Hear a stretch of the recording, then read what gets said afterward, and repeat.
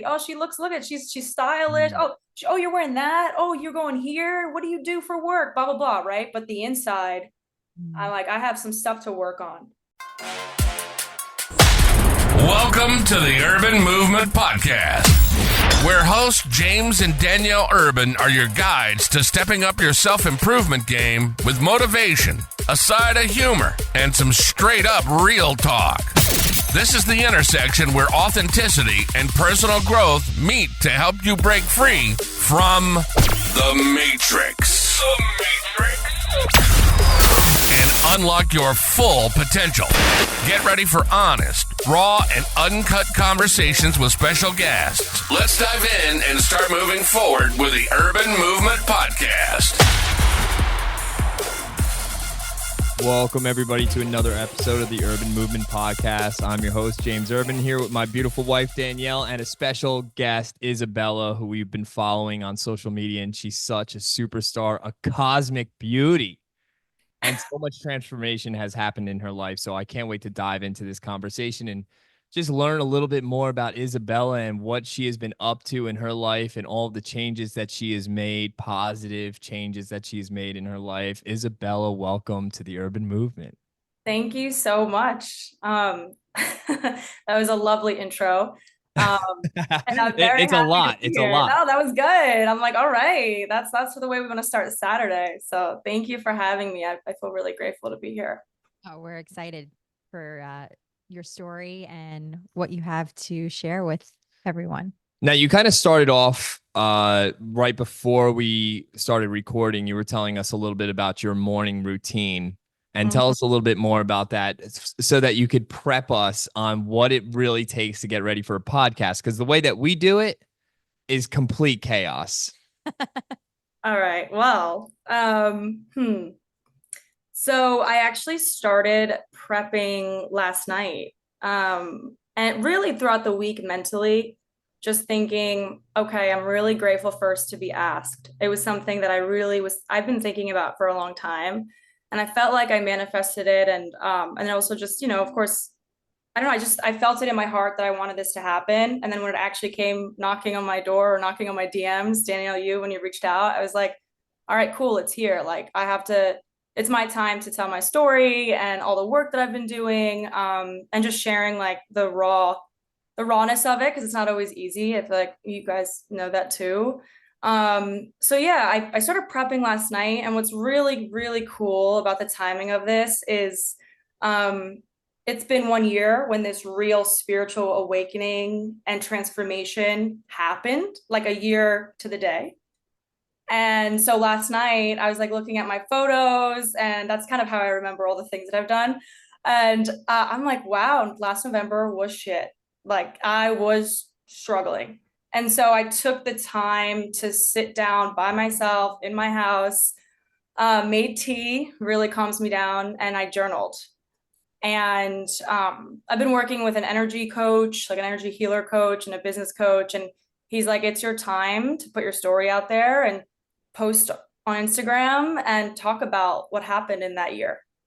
And so it was actually like cathartic. And that's what I did last night. And I realized that it like opened me up to all the emotions, the progress, how proud I was, remembering the pain, and it actually prepped me and primed me for today, which was really cool. Nice. So tell me, what did 1 year and 1 day look for you? Because you said it's almost a year to the day that you made this kind of revelation where you're like, wait a second, this is not how I want to be living my life. So what did that look like right before? Maybe it was rock bottom, if you want to call it that. Oof. All right. So a year ago, I was dating someone and we went on our first trip to Europe, overseas. And I was like, cool, this is a big deal. And I remember before the trip, I was super stressed with work. I was all over the place. I didn't feel centered.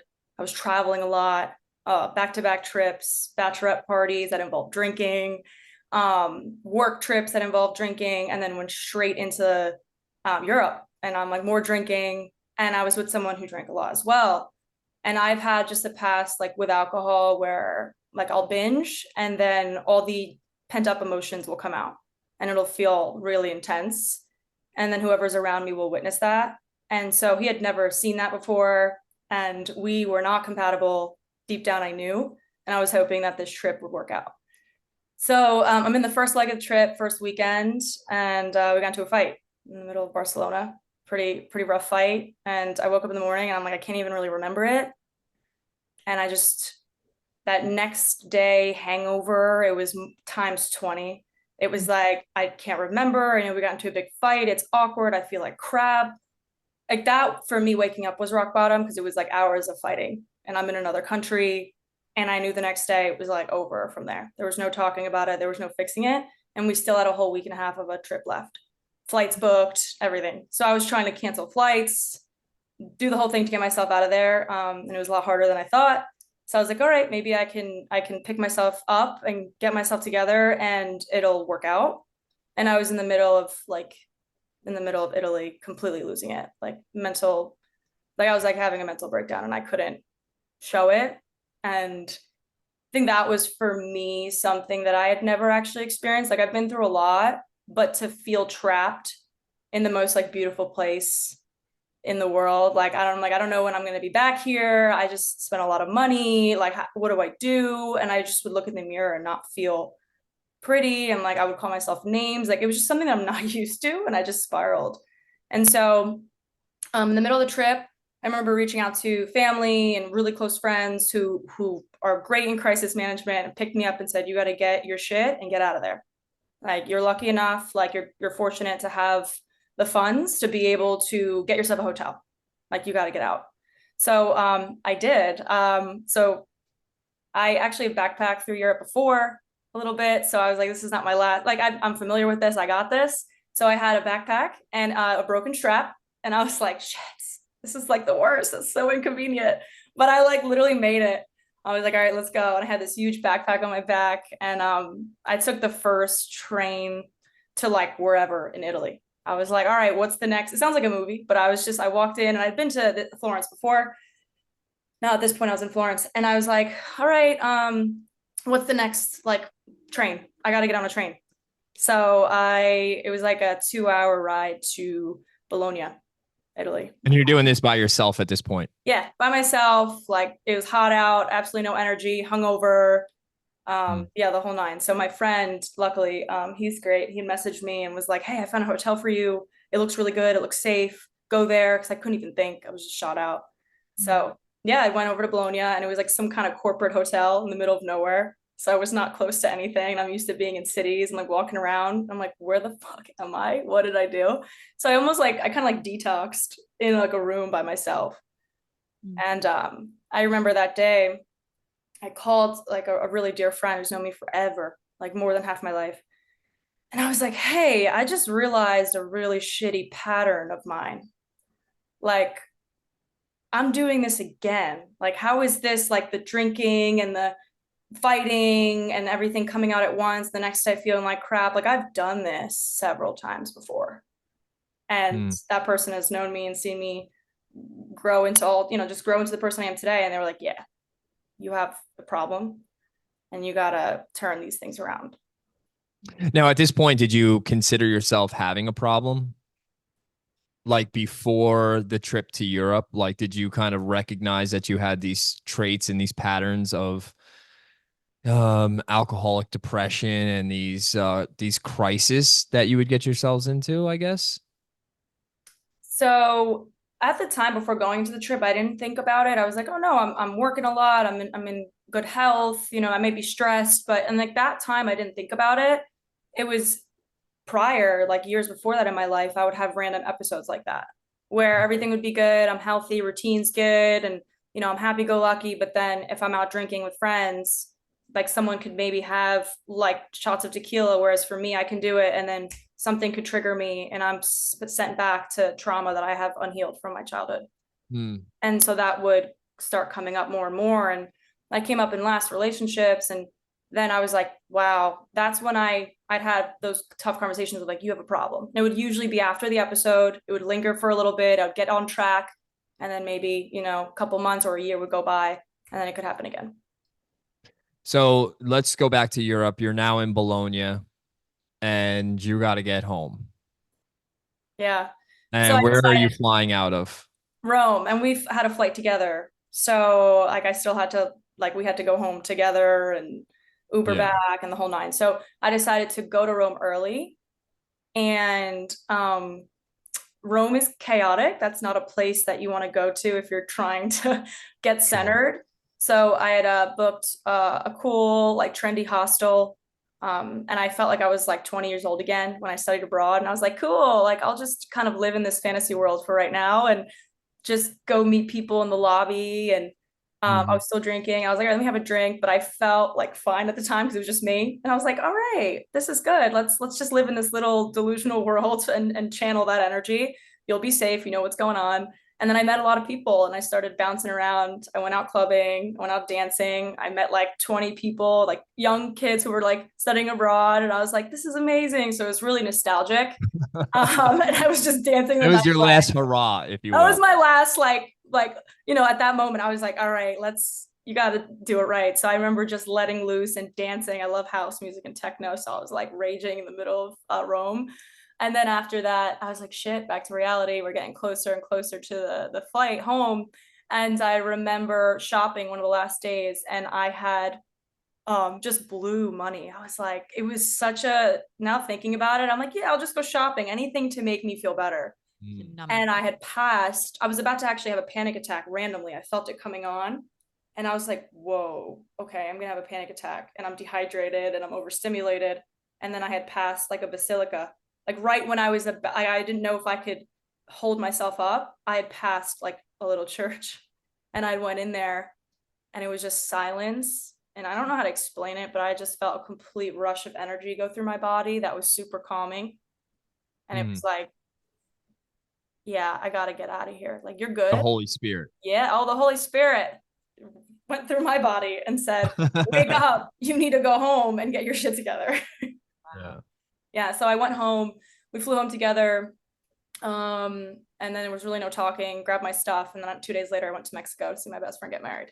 So now there was a whole nother, that was the last leg of Sure. drinking and pretending I was good. And of course, trying to be present to witness like all my loved ones and my best friend get married. And Yeah.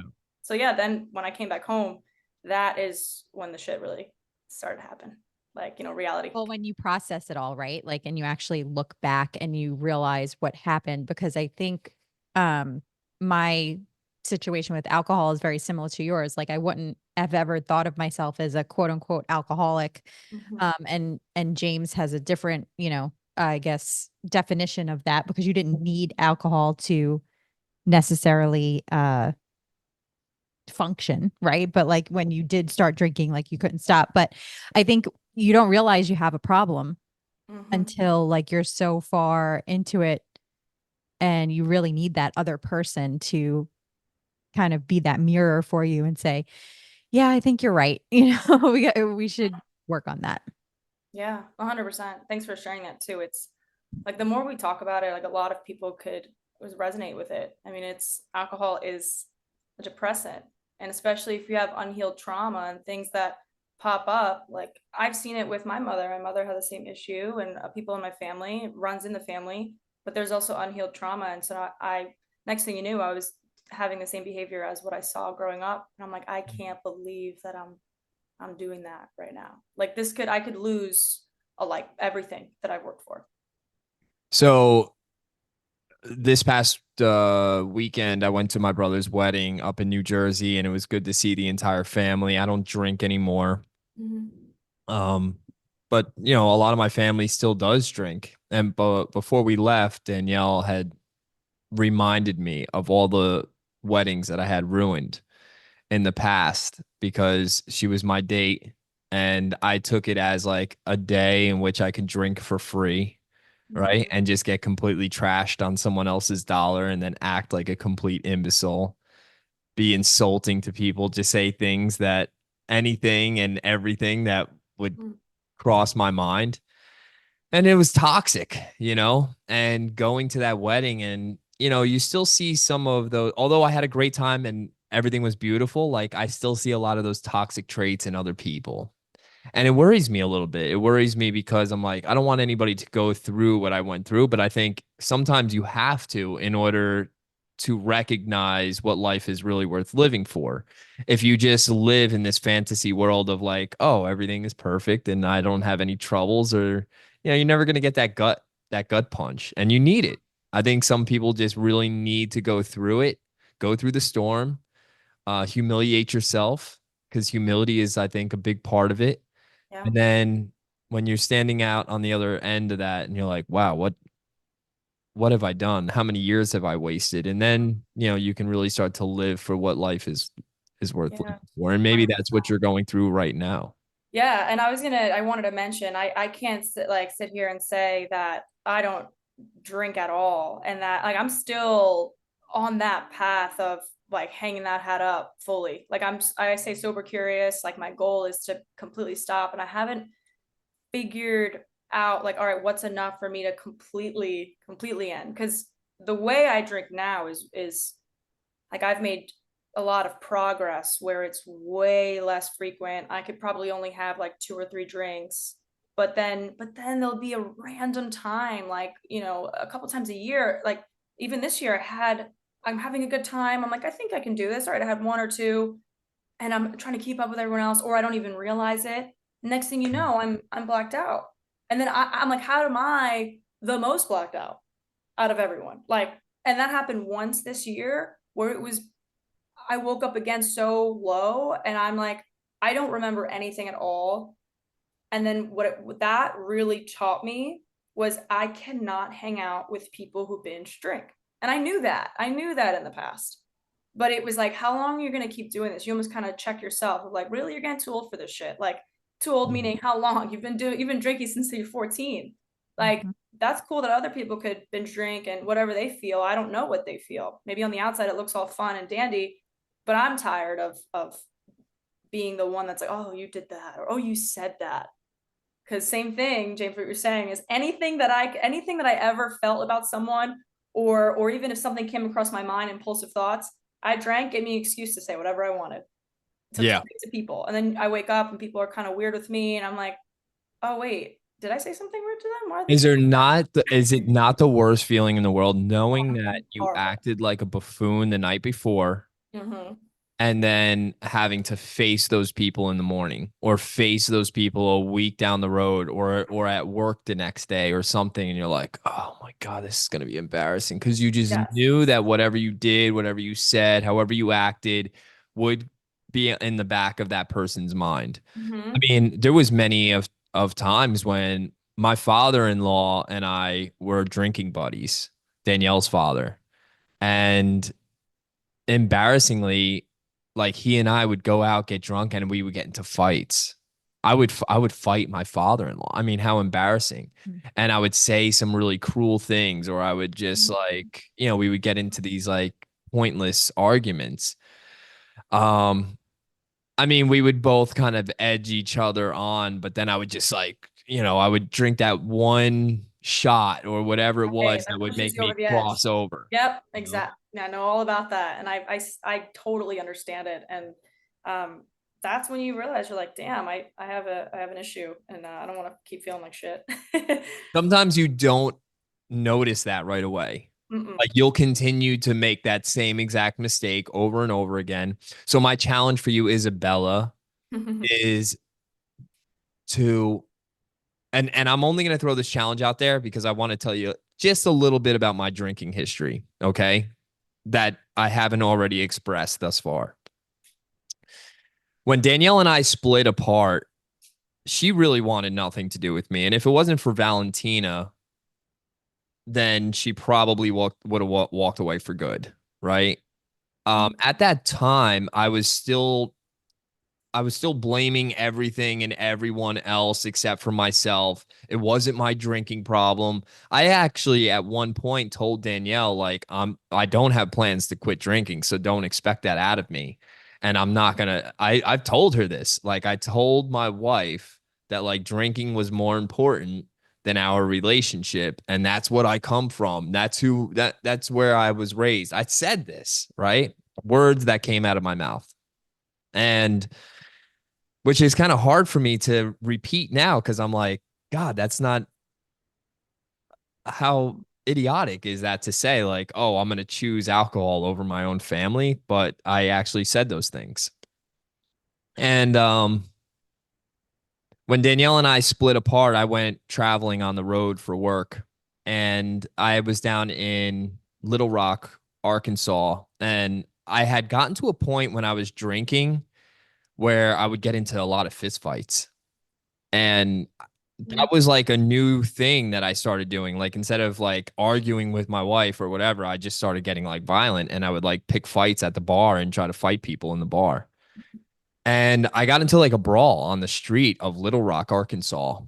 And it was like an argument between a boyfriend and his girlfriend. And I saw it from across the street, but for whatever reason, I wanted to involve myself being in the state that I was. So I crossed the street and I tackled this guy and we were rolling around on the ground and I've got him in a headlock and he's trying to punch me and like this whole thing. And then this other guy came and he split us up and I got into the Uber, fat lip, not from getting punched, but like I guess his head had like hit my mouth when we fell to the ground together.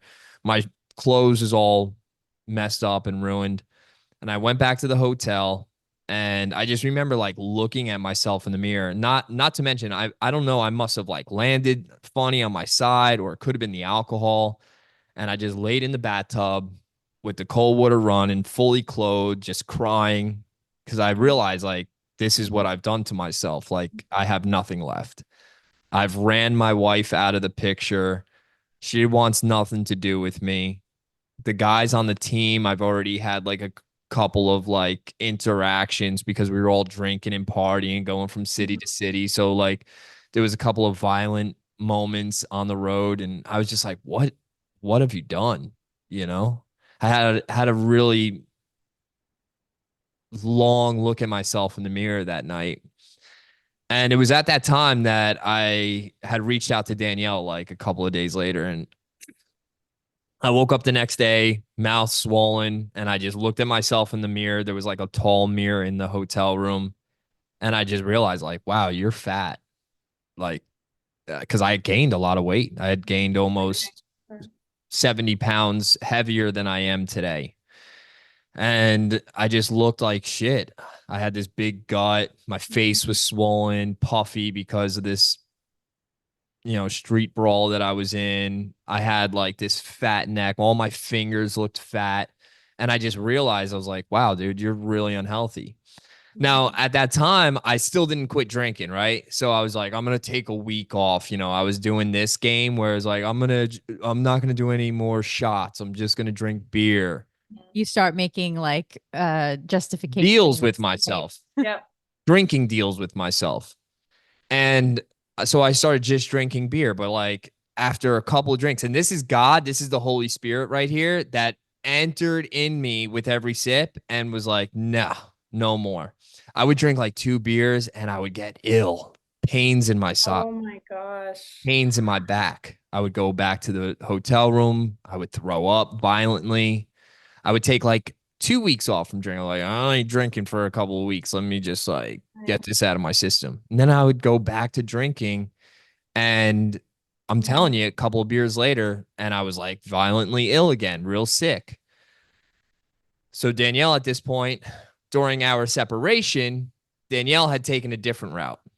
I'm going to lose weight. I'm going to get myself healthy. I'm going to rid myself of all the negativity in my life. I'm going to start doing things for me and my daughter. And like, she took a different route. I went further into the hole and she was climbing herself out. Well, when I had finally like seen what she was doing on Facebook and all of her positivity posts and everything, at first, my first impression was like, oh, who does she think she is? She thinks she's better. Exactly. She thinks she can do better than me. You know what I mean? But then I, at some point, was like, I missed her. I still loved her, but I was just self-involved, right? So at some point, I had to reach out to her and was like, what have you done? What are you doing? Because I need help. and I had to reach out to Danielle. Now she didn't really want anything to do with me until I made that call to her and said like, "Hey, I need to lose some weight." And She's like, she all was right, I like, got "Yeah, you. yeah, yeah, I can help you with Awesome. that." Free advertising. This is Yeah. great. But that's how I snuck back in, Oh snaked my my way back God. in. But she became my coach Wow. really before she became my wife again. Like she was like, I'm gonna get you back Awesome. on track and we're gonna help you lose weight and all that stuff. And one of the stipulations to the coaching program, to the program she coaches, I should say, is that you can drink alcohol, but it should be white, right? Like vodka and water or something like that because of the low calories. Hmm. So I started drinking that way. But I would still have these like pains in my side anytime that I drank. Hmm. And it was around November. I call my official date of sobriety January 1st because I don't know exactly when it was that I officially quit, but it was right around Halloween, about Hmm. 8 years ago, 7 years ago. Yeah. Yeah. Wow. Let's just say 7 years I ago, think 6, but okay. 6 years ago. What's that? We'll say seven. 7, maybe. 6 or I 7. haven't really kept a tab, honestly. Because I never So went to AA or anything like that. So really? like I don't have a coin to say like how Yeah. many Yeah, you years. don't have a date. Yeah. But I know that like my official last drink was like the first week of November. And then I just like, what's 1 week look like? What's 2 weeks look like? What's a month look like? Oh, I'm a month sober. Wow, that's cool. Um, and then I like went out one night with a couple of the fellas and I had like a half a glass of wine. I think it was like in December-ish, but I don't even think I was really partaking in anything. And then December 31st, I was like, oh, I'm gonna tie one on tonight. And I went to the gym because at this point I was losing weight. I was feeling better about myself. I went to the gym and I was like, I'm gonna tie one on. I went back to the hotel. I put on a nice pair of jeans, a shirt, was gonna go out partying. I was in Wisconsin in the dead of winter. So it's like negative 35 degrees outside. I'm not even joking. And I show up at the bar, and by the time I got there, it was like 11:25. It was already late. And I walk in and everybody's already drunk and just like looking around. I didn't know anybody. I'm in Wisconsin and it's negative 35 degrees outside and the bartender's wearing fishnets. And I was just like, what the fuck are you doing here? Like, this is ridiculous. And I knew that there was just like, so when you walk into the bar New Year's Eve, you got like a free glass of champagne. So I ordered a shot. They gave me the champagne for free. And because I was on a mission that night. And as I stood there and I looked around at these half drunk people, and me being that I hadn't really drank anything in a month, I was like, why are you here? Go the fuck home. Mhm. And I didn't drink. I didn't have a sip of the Oh. champagne. I left before midnight. I went back to the hotel room and I picked up a book that I had bought a couple of days prior by Gary Vaynerchuk. Do you know who Gary I Vaynerchuk is? don't. I I don't. implore you to look him up. He's Okay. famous on social media. And uh, one of the quotes that he said is that you're 1 in 400 trillion, your odds of ever being born on this earth is 1 in 400 trillion. So what that mathematically means is that you have a better chance of winning the lottery like a million times over than ever being born. Like Sure. you could have been anything. You could have been a Yeah. ficus Hmm. outside. You could have been, an ant. You could have been a dog. But here you are, like you're a human being with these incredible thoughts and this, what are you doing with your life? And Uh, at some point, you're gonna die. mhm. And those three simple words, right? You're gonna die. And hearing that, and reading that, I was like, oh my God, I am. And I don't want to leave sooner than I'm supposed to. Mhm. I want to be here for my daughter's wedding. I want to be here for my grandkids. I want to, live a life that's worth living. I want to transform my life. And every single day from that point forward was just like a mission for me to motivate and inspire other people to do the same exact thing. It's so beautiful. And I wanted to add there really quick, I've never, that quote that you had just said and what that author said, I'd never heard of something like in that way or thought of it in that way. I hear a lot of like inspiring, quotes or, hey, we're unique, we're human beings, like we're gonna die. Like I think I do think of that, but when I think of like we could have been born anything else, or like we are born as just the possibility or like the mathematics of that, that's crazy to hear. Right. And you're like, Yeah. shit, what am I doing? Right. I'm just gonna live in this, Do the math on it. yeah. Do the math on it. Look how many times like you could get struck by lightning. Like there's like you can get you have a better chance of being struck by lightning like 10,000 times in a single day than ever being born. Like think of that for a second. Like the odds of you getting struck by lightning once in a lifetime is astronomical enough, but like 10,000 times in a single day, like you have a better chance of that than ever even stepping foot on this earth. I mean, what are we doing?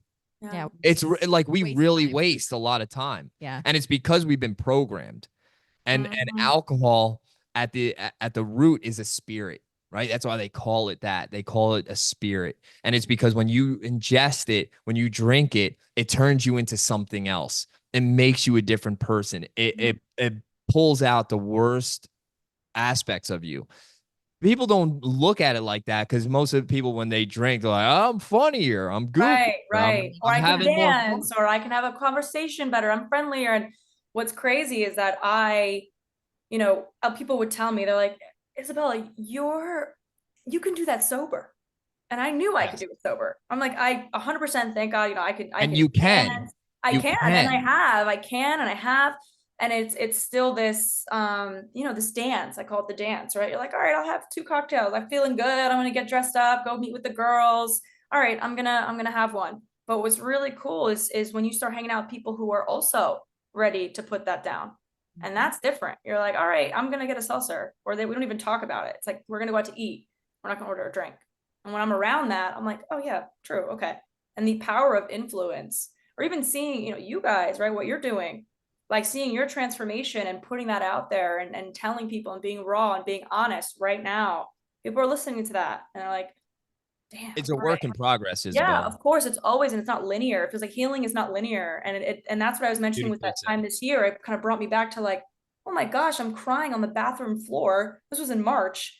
I'm like, what the how? And then I had to pick myself up again and get after it. And this year was just, it's been a big progress. But I appreciate you like sharing all of that, because I've seen it with family and I've seen what it can do, and it does turn you into something else. Like I call that person Igor. So people call me Izzy. I'm like, oh, the person who comes out to Igor, like just ugly, this like my eyes glaze over, and my friends are like, oh, there it is. But she's not there. You turned into that person. And I'm like, that exists in me. Sure. And I have to look within of like, what's that about? And then I started seeing my mom have that person too over the years. And she doesn't drink anymore, but like I've seen that and I'm like, wow. So your mother has quit drinking. Yeah. That's awesome. And how do you feel about her? How long has it been since she's had a drink? I actually don't know, because my mom and I, like, we're close. Well, we're not close. We're getting closer. Our relationship's always been rocky. And so I don't know like when that last day was for her or anything. I think, she tells me, hey, I don't drink anymore. But then there are times where she's like, hey, I'm out with a friend. And I think she has like one, but overall, she's like told me like, hey, I put that down, that life is behind me. So I don't know if she's like committed 100%, but she's made it seem like she is, if that makes sense. Sure. Yeah. Like she's on her path, and yeah, I Well, don't I'm know. sure that's helped mend your guys' relationship. Yes, yeah. And I'm like, and even that's hard to talk about, but it's like that's the point of this. It's yeah, it's been, and she's even admitted it to me this year of like drinking has ruined my relationship with my daughter, Mm. meaning me. So hearing that, when you hear that from a parent, that's heavy. So she tries her best like every day, and she's We living. always put our parents on these incredible pedestals, you know? Yeah. We look at our parents as like they were not supposed to do anything wrong, Mhm. you know, Mhm. myself included. Like I've done it with my own mom. We've had our ups and downs, my stepfather as well. Mhm. Uh, I have an estranged father that I do not talk to. So like I definitely can relate to those rocky relationships. Uh, Yeah. but again, not drinking myself and fully committing to a Mhm. sober lifestyle makes everything a lot easier and makes those people want to have a relationship with me. Yeah, and you start realizing like how you're showing up in these relationships. Like if you're, hungover half the time, you're not showing up as your authentic self. You're probably annoyed. You're down. Your energy is not there. So, Sure. I will say that's improved relationships a ton. And my father was actually he was an addict. He wasn't around in my life. My parents had me young, 18 years old. I'm the oldest of three. And my mom said, hey, it kind of, she's like, I want nothing to do with you. I'm going to go this route and take care of my kids, And when you had kind of mentioned that story between you two of like two people, just, hey, I'm taking this one road and I'm going to take this other road. Like my father was like, I'm an addict. I got to go too. You're right. I'm not going to do anything for you. And then he Mhm. got deeper into drugs. It's almost like an identity crisis, right? Like you can't give it up. Like you can't separate your everyday life from that specific demon that you're dealing with. And so when you do break that off, it almost like takes that weight off your it does take that weight off your shoulders and shows you exactly, who you are and where you're meant to be. And so I think that's kind of the next question I would like to ask you is, so what was that domino effect for you? Because I know when I'm coaching people, they always come to me for weight loss. The primary reason is weight loss, right? But I'm like, you're in for so much more. You have Right, no right. idea what this is about to do for you. And so I would like to Mhm. hear, kind of how that happened for you. Right. So I love what you said there, where it's not just like weight loss or not just the physical aspects, because a lot of us think it's like calories in, calories out. And like, yes, it's important to be mindful of what you're eating, but I've learned this year that it's integrative. So it's mind, body, and spirit. And like that has to be balanced. If you're completely out of whack, it doesn't matter what you're feeding yourself or how healthy you are. And so this year, I think what was cool is when I was doing a self-care last November to December of January. In December, I was like laying in bed and I'm like, what am I doing? Like, I need to do something that's out of my comfort zone. That really scares the shit out of me. Like, and I saw this fitness competition pop up, and my friend at the gym told me about it. And I saw it on Instagram because you know how they can hear AI and all that stuff. So Oh it yeah. pops up, and I go, "All right, cool. This is a sign." Really, it was Apple, but I ended up signing up. I said, "Screw it. I'm gonna do it. I need something to look forward to this year, and it's gonna be my transformation and something to strive for." So it was December-ish when I had signed up, and the race was in June 1st. And I started the new year, and I also was like, okay, let me reevaluate myself. Like, what else do I want to do? I want to feel fulfilled. I want to be educated. I want to learn something new. I was really, really focused on learning, and I missed that. So I realized that I would always talk about health. People would ask me, hey, what supplements are you taking? Or what should I eat? Hey, my stomach hurts. I'm bloated. I'm having issues going to the bathroom. And people would come to me because I had suffered with lots of gut issues at 19. That's 10 years of trying to heal this. So it came so naturally to me, and I realized I would light up when talking about it. And so I'm like, I have to go do that thing that lights me up. So I signed up for Institute of Integrative Nutrition, which is a nutrition school. And I was on the phone with the admissions coach for like an hour. Like I'm like, do I do this? I don't know. And I'm asking a million questions. I ask tons of questions, and I'm writing this down, and I'm like, what do I have to lose? Like, I have the money saved up. Like, what am I doing? So I signed up. I took the plunge, and from January to now, I've been learning and doing the modules while balancing a 9 to 5 or 8 to 5. And I'm going to graduate as a holistic health coach in January. I That's so love awesome. that. Yeah, I'm so I proud of you. really love that. And yeah, I'm proud of you too. Uh, for a couple of reasons. Number one, for investing in yourself, Mhm. right?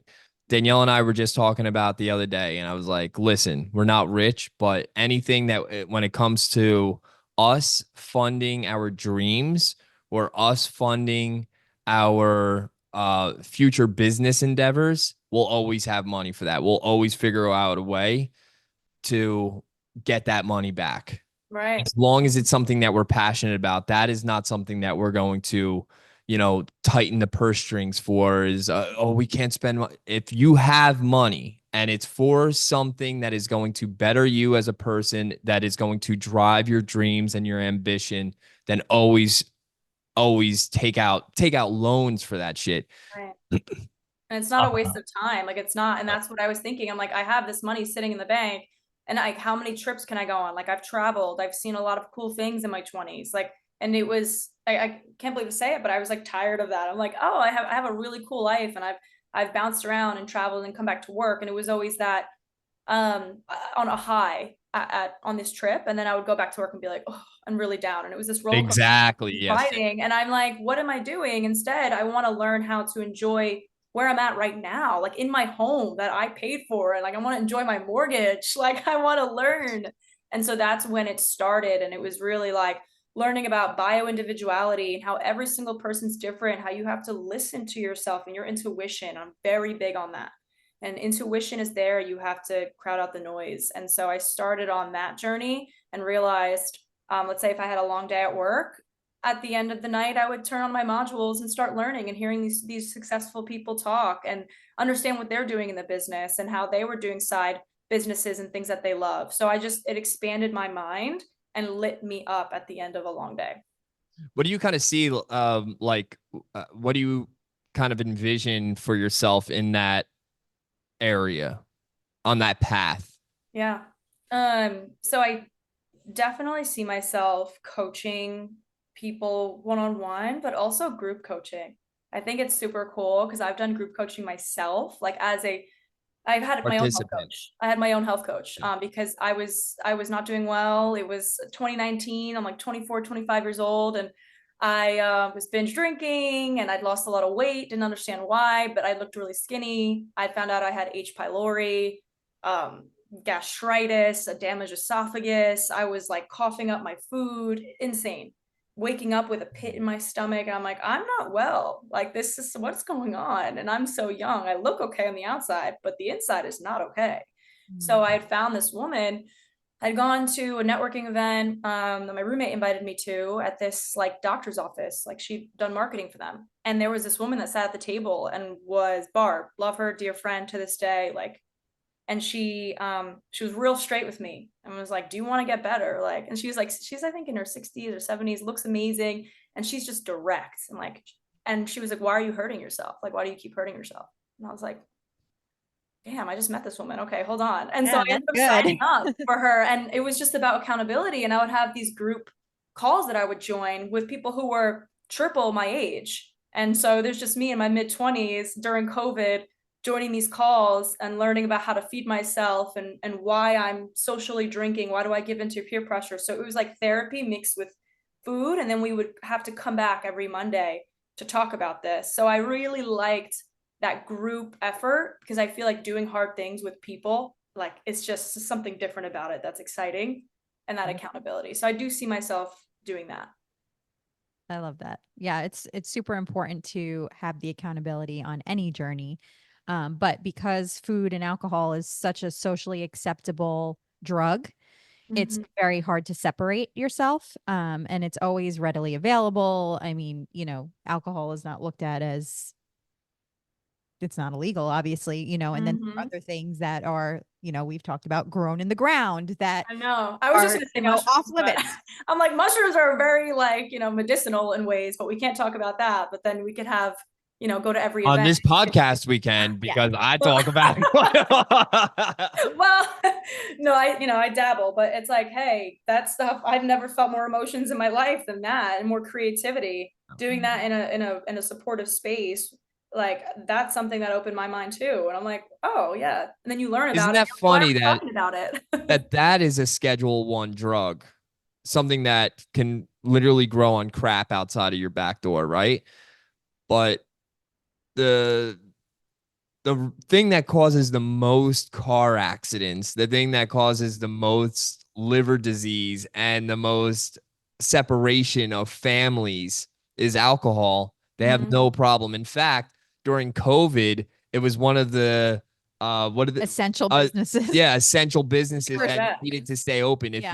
If you owned an ABC liquor store during Mhm. COVID, you made out pretty damn good because that's Yeah. one of the two places you were allowed to go to, right? Mhm. Is the liquor Definitely. store and the grocery store. Meanwhile, you have veterans that struggle with post-traumatic stress, and then they find out that they're having these incredible breakthroughs using psilocybin Mhm. or DMT or ayahuasca or one of these other natural Mhm. substances that people have been using for thousands of years, for generations. Exactly. For a They're reason. having these breakthroughs, and they're like, that's illegal. And it's like, well, wait a second here. Can we look at all of this? Can we put all of this on the table and let's look at each one of these things again? Because Yeah, to I me, agree. I really think that Well, it's very calculated.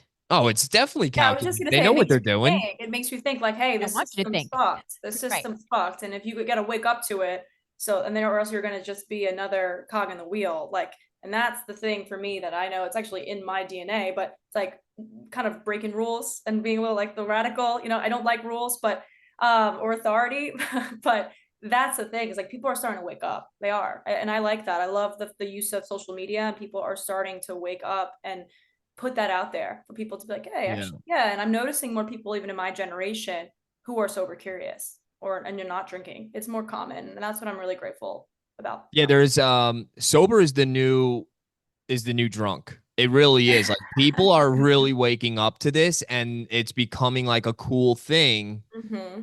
to be sober. And guys are going out for drinks after work or whatever, and they always ask me, "Hey, you want to go grab a drink?" I'm like, "I'll go. I'm not going to drink anything. I don't, Yeah. Do they have like the mocktails at the bars? Probably not, right? I know it's like I a mean, more honestly, I'm at just not home. interested in that lifestyle because anytime that I go to a bar, I It's ended an up just getting environmental thing. annoyed Yeah. with like drunk people around me Mm-hmm. that I'm Mm-hmm. just like, this isn't fun for me. So one of the things that I think, I don't know, did I ever finish my sentence earlier, is that I implore you, like, really give it a shot. Mm-hmm. Take the rest of the year. You're right at the beginning of November. Yeah. You have two major holidays, three major holidays coming up, right? You got Mm-hmm. Thanksgiving. That's a good wine day for everybody. Don't do it, Hate wine. right? It works. This works. Like even tonight, I have a huge Halloween party. This is like an annual Halloween party. Like we go all out, best friends, grew up with, like 10 plus years relationship. Like everyone goes all out, right? But tonight I'm like, yeah, I'm good. So I'm making a promise to myself to not Make a drink. promise, That's make awesome. a pact. Yeah. Fuck a promise, make a pact, make a contract with yourself and write it down and say, like, this is it. At least until December 31st, make yourself that pact the same way that I did Yeah. during my sobriety, which was I'm gonna drink on New Year's Eve. That was my pact that I made with myself. And then when New Year's Eve And came, you I'm get like, there, you don't want it. why? I've already came this far. Exactly. Why Exactly. would I go back now? I have my one best friend. He's amazing. And he just one day decided to stop drinking. Like he doesn't, there was no reason, there wasn't anything like trauma related. It was like, I'm good. And he just kept going. Same thing. He just was like, I feel Yeah. great. Skin's looking good. Like I'm trimming up. This is cool. Felt Mhm. clear. And then he's just now it's a part of him. Like he's like, no, I'm good. Like, Mhm. yeah, all right. And he's coming to a contest trip for me, like a work trip. Like, he's going to the Bahamas. And he's like, yeah, I'm not drinking. We're not doing that. And I'm like, yeah, all right, you're right. Because I remember in my past trips how I've gotten blacked out. And like sometimes, like when there's a random night that I get blacked out and I wake up and I'm like, oh, all right, let's do this again. I'm like, Mhm. I don't want to do that anymore. So I had to really sit and think about my past. And I will say it's easy to repress and it's easy to say, all right, well, we're better now. This is today's Mhm. today. And that is something that really you're just lying to yourself Yeah. about a lot Exactly. of things, not So just drinking, but other things. sure. When well, I mean, that was one of the things for me, right? Is that the drinking always led to something else. It Yeah. always led to the Coca-Yana, you know what I mean? I like that Colombian snow. What do they call it? Nose powder, whatever. Yeah. White Yeah, China. I don't know. Stuff I don't like know. that. I'm trying to think of all the street names and I'm coming up with Yeah, absolutely yeah. nothing. So uh you got yourself a health coach Yeah. and that primarily works with what, nutrition? Yeah, it was nutrition and it was really clearing out the chemicals in the body and the toxins. So reading ingredients, like what's in your food. Now Mm, it's become a part of me, which is amazing. Like going to the grocery store and looking at the ingredients. Can you read what's in your food? If you can't read what's in your food, you shouldn't be eating it. Like I simple love that. ingredients, whole foods, like and getting to the as much to the whole food as you can. You're not going to be perfect, but like buying organic, and just prepping, like meal prepping. I something now I wish I want to stay a little bit more consistent. I'm working on that. But the point is like back in 2019, I learned to actually get the foundation in of eating right. Mhm. So it was a lot of Oh, it's a eating step-by-step process. step Yeah. by step. And I've done group cleanses with her, and we would just report on how we felt afterwards. Mhm. So I did that for a couple of years. I did that from 2019 to 2023, and I would do a couple a year. And then I noticed it started getting into emotional, mental, and spiritual. And I started opening up and I started feeling light and joy. And my mind was clearer and I was making better connections and people wanted to be around me. And I always did put out that energy, but this was like a different, like clean energy where people are like, what are you doing? How do you feel? What's that cleanse you're doing? And I started getting my friends on it and then their parents, That's great. and that Beautiful. was really cool. And saying this out loud now, I don't think about that enough, but we're actually doing one now on the 4th. And just I put that in my friends kind of, it's the repertoire. It's like, hey, you want to do a cleanse? Yeah, I'm in, let's do it. Like, all Mhm. right, we got to prep the 3rd, so Mhm. let's start the 4th, and then we hold each other accountable. So we do things like that, and I'm really fortunate to have a community and a group that's not toxic. Well, it sounds to me like has that group changed alongside with you, like your original friends group, or have you kind of brought new people around with you, or is there a mix? What does that look like? So I grew up in high school. I have the same Woodbridge High School. I have the same friends. But it was, I think, around, I would say, well, college, I had some new folks. And then like I went to work, I went to a corporate job. We usually do happy hour, started drinking there, doing that. So I would say like a mix. Like I would have my core group, and we have like kind of subset groups, and then I would have like work friends, and it was all scattered. But when like 2019, around that time, I was really struggling. I was going out and seeking people who were partying, Mm. and my some of my core group, they were in that same stage, like we were in it together where we were blacking out, or we were going out on the weekends, Jersey City, staying up till 6 a.m, getting the pizza, stuff like that. And then we started changing that core group. We decided like together really like throughout COVID to change, and That's beautiful. that's when we slowed Yeah, down. that A lot of that's a cooking. game changer right Yep. there. Is Yeah. finding and you said, I mean, you said it perfectly, like community and Big really on that that. accountability group. And I've seen that with the program that Danielle coaches as well. Like everybody's kind of in it together, and Yes. you know, you kind of realize that like the there's going to be people in your lives that are just gonna fade out, and you have 100%. to be willing to let that happen, unfortunately. And it's the And best. Like at first, it's uncomfortable, but I'm thinking now I phased out every single group and even every individual that just was weighing me down. Like yeah, it's a that's one thing. purge. It Yes, really is. 100%. And being intentional, I mean, like that person makes me feel like shit, or that person is stuck in that victim mindset. Like they're not going to Absolutely. snap out of that. This is dragging me down. Why am I still here? Why? Because we have history. Why? Because we have we went to school together. Like what's that about? And then I can never talk good enough about my community now, where everyone's so wholesome. It's like the most wholesome group of young or late 20, 30 year olds I've ever encountered. A lot of even my friends are like, what? Like other friends are like, you guys are so wholesome. And we're like, yeah, we're like doing nothing on a Friday night. We're playing board games. And We're it feels good cooking. when you wake up the next morning. Like I woke up at 5 a.m. today and I was Yeah. ready to go. I got ready for the day. Like you don't have that hangover. You don't have to worry about what you did and can't remember. I used to black out a lot too, so I can relate to that. And there's no fighting, Yeah. like Oh, that right there. Oh my gosh, that We had there was a keynote that I came up with a couple years ago, but it just kind of triggered my memory. If you were climbing to the top of a mountain and you had a flag that you had to stake into the ground, and on that flag was all of your hopes, all your dreams, all the things that you wanted to accomplish in your life, the dream house, the car, the whatever it is. I'm talking about materialistic shit, of course, but the vacations, the places that you wanted to Yep. visit, right? However, you were tethered to every single person in your life, all of them, your friends, your family, Mm-hmm. distant, your immediate, right? And as you start climbing up that mountain and you're leading the pack, going to put your stake in the top of that mountain, there's going to be people around you that are going to do what? Like in the first 100 yards of your climb, they're going to start saying, this is too heavy. This is too much. This is Mm-hmm. now, are you going to drag them across? No. At some point, you got to just be like, listen, you can go back down. I'm going to cut the line right here and I'm going to let you go. Mm-hmm. And you're going to have to, Mm-hmm. and I love you Yep. and I pray for you. And I hope that one day you decide to make the climb of Mm-hmm. your own. But this is my climb. And I'm going to have to cut the line right here. And the Beautiful. higher that you go, the Mm-hmm. more you're going to find those people in your life that are going to become resistant to what it is that you want to accomplish. And during those times is when you're going to have to, again, take out the knife and cut that line again.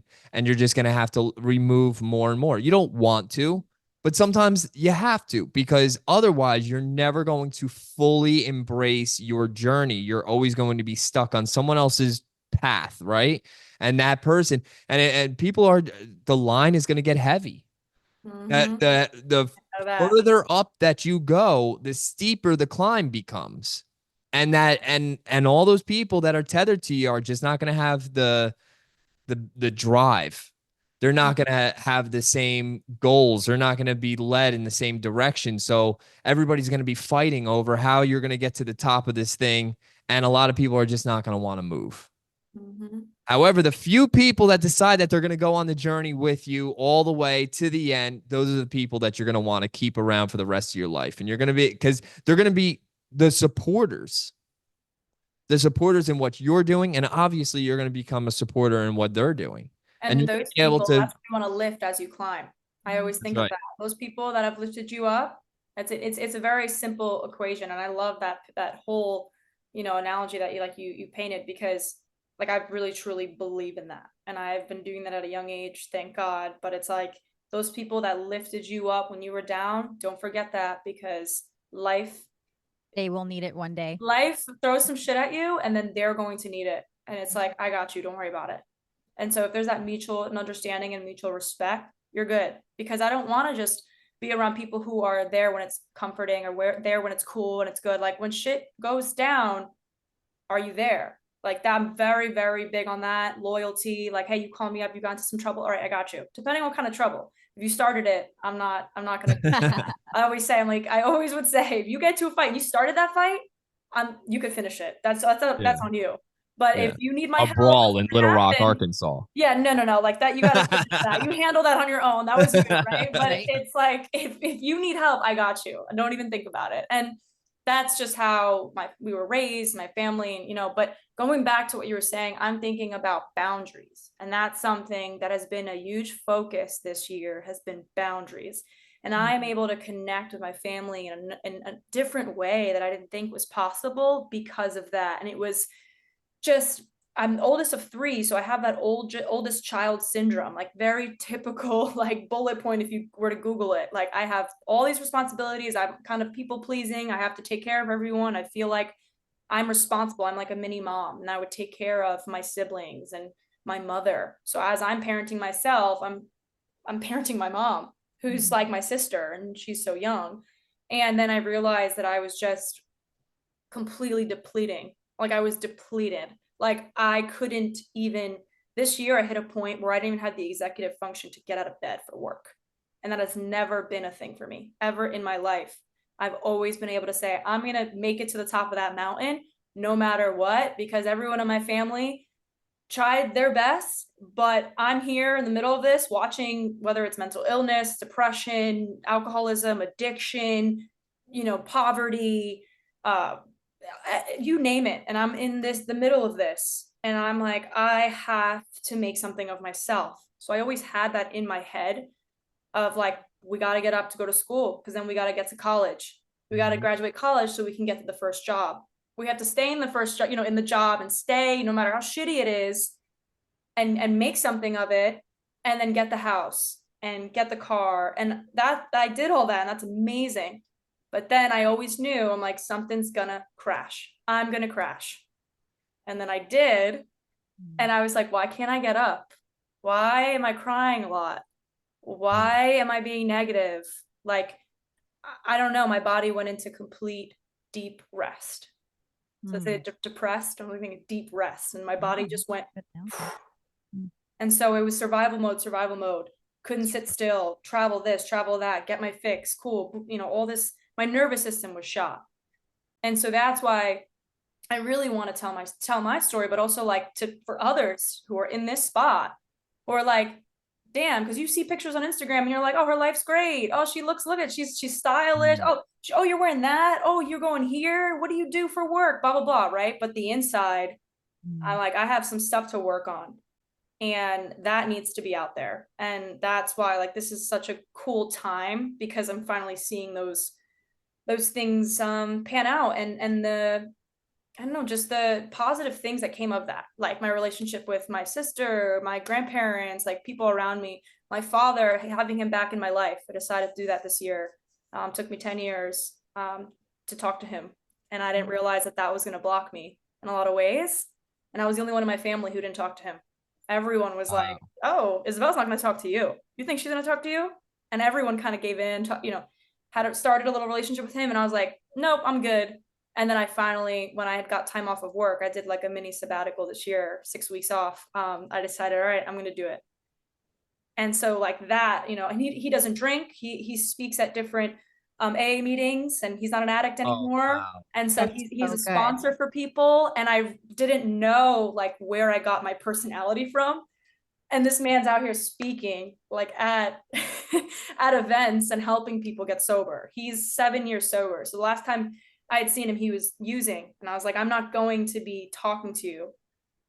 And then he got sober and I waited on the sidelines to see how consistent that would be. And then I heard he was doing well. And I'm like, all right, I'm going to talk to him now. And wow. It was crazy. This year it was crazy. And I actually kept pretty private, only to my like immediate circle. And it's not over yet. Yeah. The year is not over yet. Yeah. November just started. And that's why I'm challenging you to take that step with your dad. Yeah. And continue to build that bond even stronger and with your mother as well. Mm-hmm. One of the things that you had said earlier was you were talking about an energy coach. So you had a health coach, which helped you balance your nutrition, accountability, all that. Learn how to feed myself. Yep. One of the things, I want to get back to the energy thing.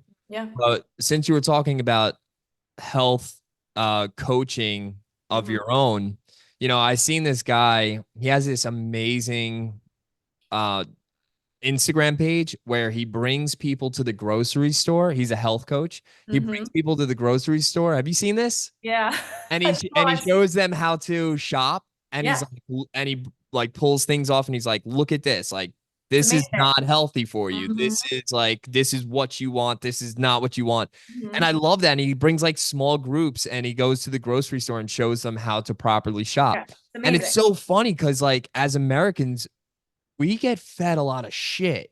It's sad. That's a whole nother topic that pisses me off. Yeah. I mean, that's why I really love, not to get political, but I love RFK joining the Trump movement. I think that's going to be really positive because he's all about like make America healthy again, which is true. Like America is incredibly unhealthy.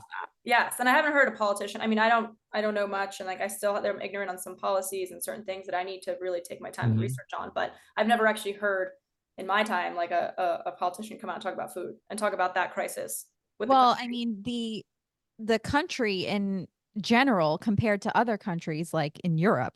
I mean, Sure. they just let all of these ingredients in our foods, and I've been, I guess, because my algorithm is health. I've been seeing a lot of comparisons of what this same food was 20 years ago as compared to now, and all of the extra Mhm. ingredients that are now in it because they're using all these cheap things like seed oils and corn and Hmm. all the things that they can Dyes. mass produce, and hormones that they're sticking in all the meat that we eat. And Mhm. it's like, it's giving us all cancer. We're all dying. Yeah, and it's affecting fertility. It's affecting what our children with learning disabilities. Yes. Autism, Autism. ADHD has gone up a ton. Also early like onset dementia, like Alzheimer's in young Autism adults. wasn't even a thing in the 50s.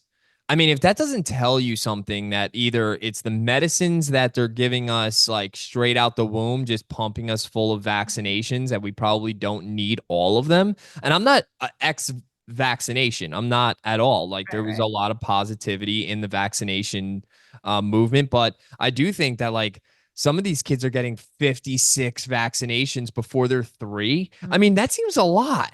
That seems like a But lot they're of. also eating like little bites, muffins, and Yeah. Pop-Tarts and like all these things, ruining their gut microbiomes, completely ruined before they even have a fighting chance because there's no Yeah. education on it. Sure. And that's where I think holistic, Western medicine's important. I really do. I think there's a cool combination that could happen with Eastern ways of treating and healing and a Western mix. But that education's not even out there because at the end of the day, it's money. It's about money with this country. Sure. And like I've gone to Europe, I've lived there for 4 or 5 months. I've gone several times a year at one point, and to be able to eat freely and enjoy my food and really really feel connected to it and not walk away feeling like crap, feeling bloated. I can use the bathroom regularly. Like I come back here and a lot of people say this, like they're out of whack. And it's getting really tiring. And I'm happy to see some of these people really fighting the corporations that are putting in America, that are putting the same corporations, but they're filling crap in our food. But then over in Europe or other parts of the world, they Yeah. have different ingredients. Just Well, they're they in know they bed can get with away the with it. pharmaceutical companies. So they know Exactly. that feeding us these foods are going to give us, like you said, diabetes or dementia Yeah, or whatever down the line so that they can profit off of it. It's sick. It's it is sick. disgusting. And They yeah, literally changed the food pyramid to like include Cheerios or Frosted Flakes or whatever. Did you see that? Oh, I'm dead. I'm glad that you I'm not brought that even up. joking about that. Did Cheerios you are see that sprayed with shit? glyphosate so much. They're one of the biggest foods that's sprayed with the most glyphosate. And Bayer is they own Monsanto, had an Mhm. agreement with each other. Mhm. Well, first off, Monsanto is the one that created the Roundup, which is the glyphosate, like the Yeah, yeah, weed yeah, yeah, killer yeah. I that's know so exactly what you're great on talking all about. of this. And then what do you know? That's linked to, I think it's a non-Hodgkin's lymphoma, which is what causes that. And then Bayer is making a medicine and specializes in that medicine. So now you have two of these corporations making this deal for the masses. Like we're all getting sick, and it's just a cycle. And Yeah. that's There's a kind of big protest right now against Kellogg's yes. Yeah. Mm-hmm. Yeah. Yep. because of some type of dyes that they're Time. putting in the food or whatever. And it's just and yeah, and the people in the corporate building, there's a bunch of people outside protesting, they're laughing. Looking out the window like, wow, dude, they really hate you. Mm. They really hate you. They love your money. They love making your kids sick. They don't have any real heart in the game. They don't give a shit. Mm-hmm. I mean, there's there's candies that we serve here in the United States that are banned in Europe. Skittles, for example, I Well, the think is one of them. dyes is part Yeah, of it's it. because of the dyes, it's the amount of sugar and crap. And yeah, we're just eating that stuff. Not to mention that it's bad for your body. It's bad for your teeth. Yeah. You know what I mean? Rots people's mouths out. The best way, like you said, Isabella, is going to be the holistic approach. And that's why I love that, you're I love that you're educating doing that. yourself, you're you're going to be branding yourself to Oh help yes. people. And that's what Mm-hmm. we want to do. Like God put us on this earth to use our gifts to help and serve others. And 100%. the Love that. transformation journey is, like you said, not linear. But you have made vast improvements. And I'm so Thank happy to you. hear your story because I feel like just by watching the bits and pieces, like I saw that you were, was it the Spartan? Yeah. Oh, it was a high rocks race. That Okay. was That wild. was like the That's first, cool. like, that caught my attention. Yeah. I started to follow you more, and then you were showing up in my feed more, and I was like, Hmm. this girl's onto something, and it's inspiring, and it's just, and just hearing the whole story, and I'm sure there's much more, but hearing you Yep. speak today just lit me up and gave me, Oh. hope that there are other people out there that want what you want, Oh. because I'll Yeah. be honest, a lot of people want a quick fix, and it's very frustrating for me as a coach to not be able to shake them out of that, right? So you're going to Hmm. find those, you have to keep going till you find the people who are willing to put in the, Exactly. and the dedication and the time that it takes. It's not going to happen overnight. Yeah, and it's Yep. going to take energy. So let me get back to my question Oh, before about yeah. Energy. your energy healing and your energy coach Hmm. and all and that journey, because I've it this has become like one of my favorite questions on this podcast with guests is how where people align spiritually. Hmm. Yeah. So when I had taken time off of work, I did I call it mini sabbatical, 6 weeks off. I didn't travel, didn't go anywhere. I was like, I got to stay my ass home and I have to figure this out. I have to look within, rest. So a lot of it was training for high rocks. It was reading, walking, working out, being with my community, feeding myself right, etc. And then I decided, I'm like, you know what? I want to get into health more. I want to be able to start, a side business, whatever that may look like in a couple of years. I need to start somewhere. I have the funds. I've been saving up. What am I doing? And Investing in yourself. I took that, and I luckily have this awesome referral. He referred me to the nutrition school and then referred me to this coach. And I'm so fortunate to have really cool people in my life that have referred me to other cool people. And it's just such a like networking thing and an energy. And I do have a very good intuition about picking the right people. Like when I really do see someone, like you're staying in my group and I got you. Like I Mm. could see it, I could sense it. And so I was like, all right, love this guy who referred me to the school. He said, Matt's the coach, or it's just the best experience, whatever it was. He was like, you should go talk to him. So I'm like, cool. And met with him. And this was around the same time that I'd also met with my father. So it was literally like days. It might have been a day apart. And I was like, let me meet with this guy. And I looked at his Instagram, and it always goes back to Who him. did you meet first, your dad or the energy healing coach? I think my father. Okay. Yeah. Yeah. So then yeah, I told him like what I was up to, and I felt something starting to happen within me. And I was like, I want to work with you. So let's set up a call, introduce each other, and kind of get the vibe. And we just like got along really well. Like that energy was there. Like I just felt it. I'm like, I'm excited. This is cool.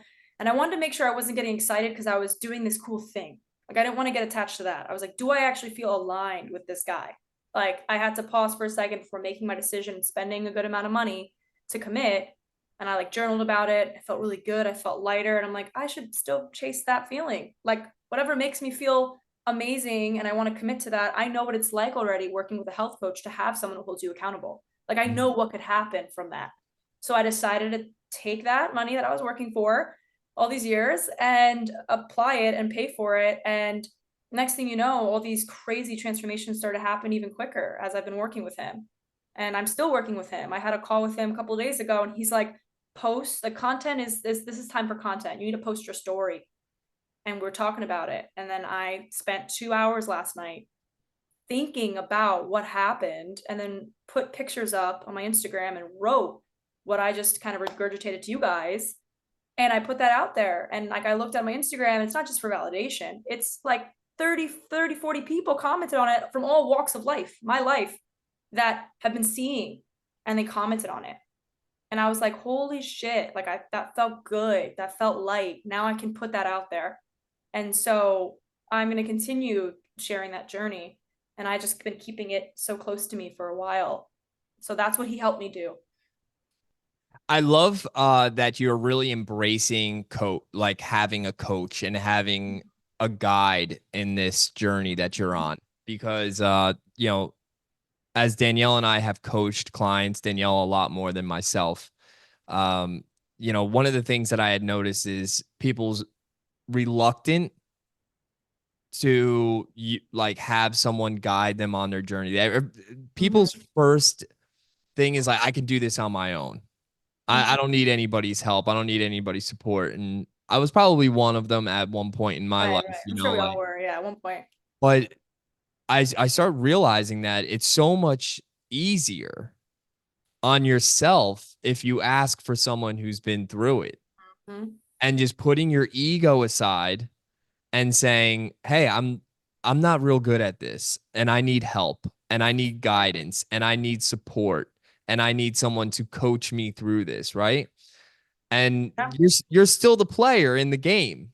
There's Mhm. nothing's going to change about that, but there's that person that's on the sideline that is going to be like, this is the play that we're calling, and just Yeah, following that coaching and embracing the coaching and being coachable is 100%. the I was gonna say. important part of that. Mhm. Is And I like, think, oh, I was gonna say, I think I've just been used to that. What you just said is be coachable. I've heard that. I work in a sales organization and they are mhm, super, super big on that. They're like, they vet you out and hire you by being coachable, like talking to you and leading you and mentoring you. It was an intense, now thinking about it, we did role plays, we did early 7 a.m. meetings. Like I started that at a young age at 21. And I'm like so grateful for that because they were like, they always told me, hey, you're coachable.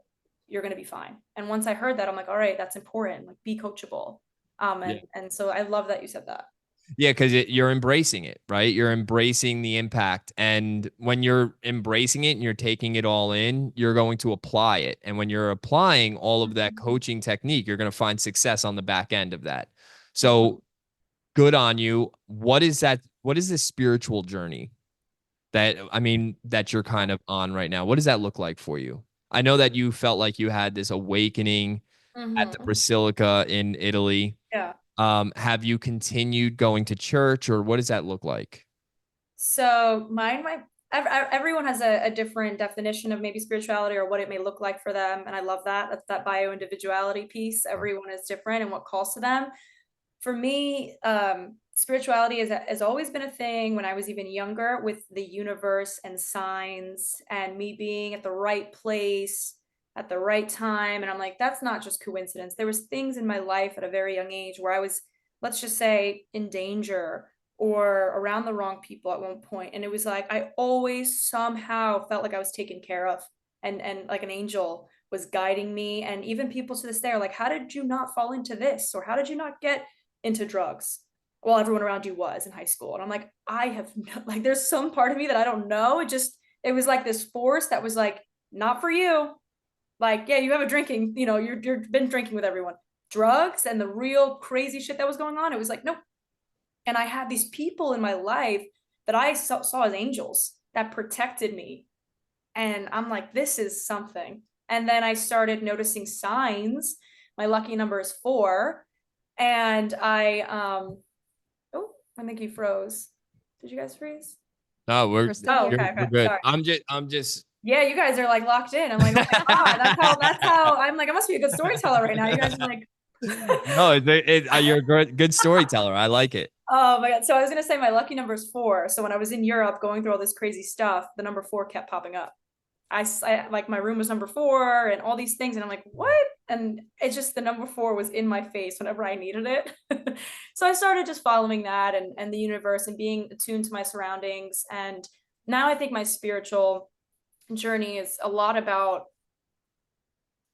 movement and dance and connection, and like that does a lot for you. Like I'm a part of this really cool sober dance festival. There's a group of people that I'm obsessed with. They started this probably 10 years ago. Right now they're doing a party to the polls movement where they travel all over the US and they just start dance parties, but they're getting people to vote early. So they've been doing this for a couple weeks now. I started in 2022 when I would go to their parties in New York City. So I'm lucky I live by New York.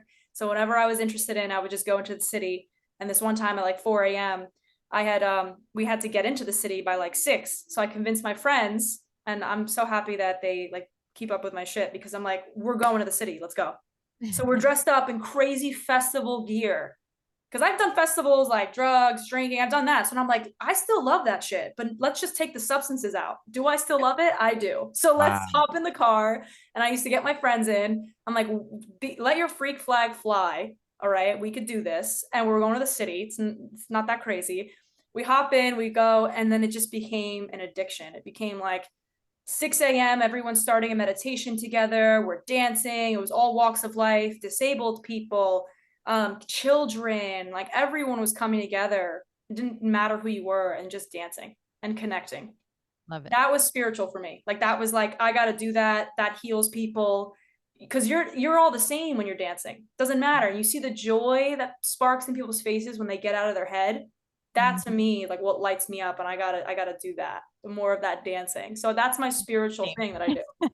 Yeah. Wow. Yeah, Danielle's been dancing a lot on TikTok. I saw. I And love she's that. doing ballroom dancing, Yeah. and she's like, I mean, it's like lighting up my soul, like literally. I Like, can see it. That shines through the screen. It's awesome. thank you. I just wish I could hug you right now. You have this cosmic beauty about you, and I just feel like you are on this incredible path. I can't wait to see what it looks like for you in the future. And I didn't even realize I wasn't following you on social media, and I started following Shame you, on and you, James Urban. yeah, I guess, It's okay, guys. It's fine. We're just I revamped my IG, so this is the stuff you want to tune into now. So well, Yeah. I think a part of social media is that it'll highlight it'll bring people together. There's a lot of pros and cons, just like everything in Mhm, life. But mhm. like I get torn in this 50-50 thing, like where it could highlight the things that I want to achieve that I can't currently do. You know what I mean? Mhm. Or like, for example, like I see someone on a vacation that I want to be on, and Mhm. it like Yeah. I'm just like, oh, it feels like it's being 100%. rubbed in my face or something like that. But then Mhm. I'm also like, wait, it'll bring people together, it help you dream, and help you to. So there's like a walk, there's Yes. a balance with it. There's a You dance, have if to you have a will. healthy Relationship with it. relationship and also Yeah. perspective on it. And if you Mhm. can't, then maybe it's, time to take a break. Yeah. Yeah. Yeah, you have to do those check-ins because it happens. Like I've noticed, and as women, oh my gosh, there's a whole another level of programming. Like, oh my, I'm getting into my 30. I'm gonna be 30 next year. I have this like lower pouch in my stomach that won't go away. Why is this woman have like a flat stomach and I eat really good? Mhm. What's going on? Why isn't that going away? And those thoughts don't stop. And I've even this year I've gone, I can't believe it's a thing, and I'm working with my coach on it. There's posts that I don't want to post or videos because I'm like, my body has changed. Same. Right. And you're like, I'm going to stop that because I look different, and I'm not, this is wild to say. It's like, I've done Botox in the past, don't do it anymore, completely out of my system. I was like, oh, well, I looked good here because I did the Botox and my hair was longer and blonde and I was thinner. So Mhm. I was cool posting those videos, but now I look different and that's bad. So I'm going to refrain from it. And I told my coach that, and he's like, do you know how, like, when you really say it out loud, how dumb that is? Like, how, like, our thoughts are silly. Like, that's something that's Sure. going to stop you. And it's time to, like, he's like, why don't you get dressed up in a fly, like, workout outfit and go do a photo shoot? I'm like, Mhm. you know what? I agree because I'm fly. Like, what am I doing? Like, and I had to remind myself. So I'm sure as like a woman too, there's another different like programming in that way, and We being all deal with aware. that, We all do. Yeah. men and women alike, because We beat ourselves up Yeah. constantly. social media is still an infant. We it's kind of still new to us, and we're still trying to understand exactly what it is and how it works. But it's kind of taken on a life form of its own, where it's Mhm. all of your memories and all of your family, and everybody's gonna Yeah. see and know exactly what you're thinking and what you're doing, and what you ate for lunch. Like, it's all out there, right? And I see the pros and I see the cons of it. What you just said is a perfect example. Like, some women who don't want to post Mhm. because of, a lower body, a lower belly fat from being pregnant, right? And they don't want to post that a picture of themselves anymore.